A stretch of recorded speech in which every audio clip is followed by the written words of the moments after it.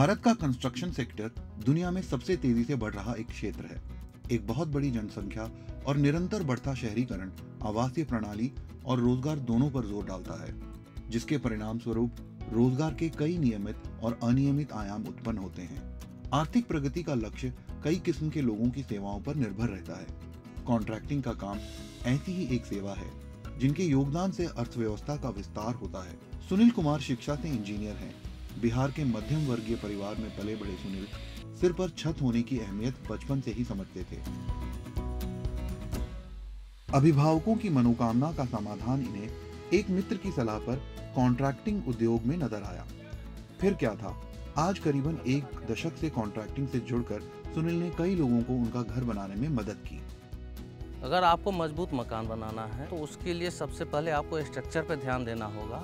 और स्ट्रक्चर में मुख्य जो बात है वो आपको जो है सरिया TMT जो कि ब्रांडेड हो, उसके साथ साथ कंक्रीट जो हमें लगाना है किस ग्रेड का होना चाहिए, वो सारी चीज़ें जो है उस पर अगर हम लोग ध्यान दें तो 2-3 पीढ़ी आराम से उस मकान में हम लोग आसानी से रह सकते हैं। 2-3 पीढ़ी में कोई सोचना नहीं पड़ेगा। अगर इन सारी चीज़ों पर ध्यान नहीं देते हैं तो वही मकान जो है 20 साल 25 साल 50 साल के बाद कहीं कोई क्रैक आ जाएगा, कहीं कोई प्लास्टर टूट जाएगा।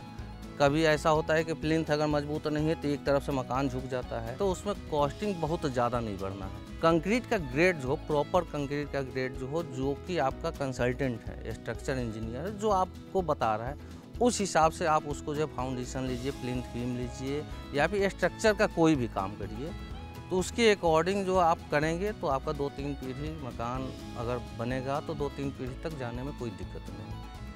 सुनील कॉन्ट्रैक्टिंग का काम बड़े चाव से करते हैं और अपने हर क्लाइंट को उनका सपनों का आशियाना बनाने में पूरा सहयोग देते हैं।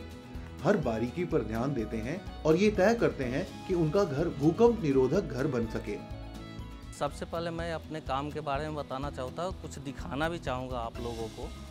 तो सबसे पहले ये सबमर्सिबल का व्यवस्था करना पड़ता है, पानी की व्यवस्था करना पड़ता है ताकि जो है काम करने में कोई दिक्कत ना हो।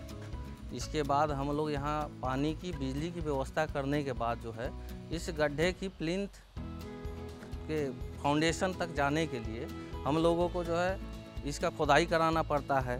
फिर इसके बाद जो है इसका PCC होता है। PCC करने के बाद जो है इसका फाउंडेशन नीचे जाल बना करके डाल के कॉलम खड़ा किया जाता है। इसको हम लोग पहले सबसे पहले प्लाट का आउटर लाइन लेते हैं। इसके बाद इसको जो है डायगनल यानी कि गुनिया में हम लोग प्लाट को करते हैं ताकि जो भी इनका कमरा बने, किचन बने या फिर बेडरूम बने, वो बदगुनिया ना हो और प्रॉपर तरीके से वो डायगनल में हो।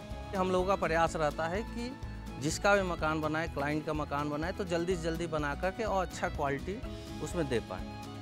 लेकिन इस मुस्कुराहट और संतुष्टि में पारिवारिक त्याग और लोगों का विश्वास छिपा है। लोगों की झुंझलाहट, क्रोध और जल्दबाजी सभी भावों को सेवार्थ होकर इसे अपनी कार्यकुशलता और परिश्रम से राष्ट्र निर्माण में निरंतर योगदान देते सुनील को धन्यवाद।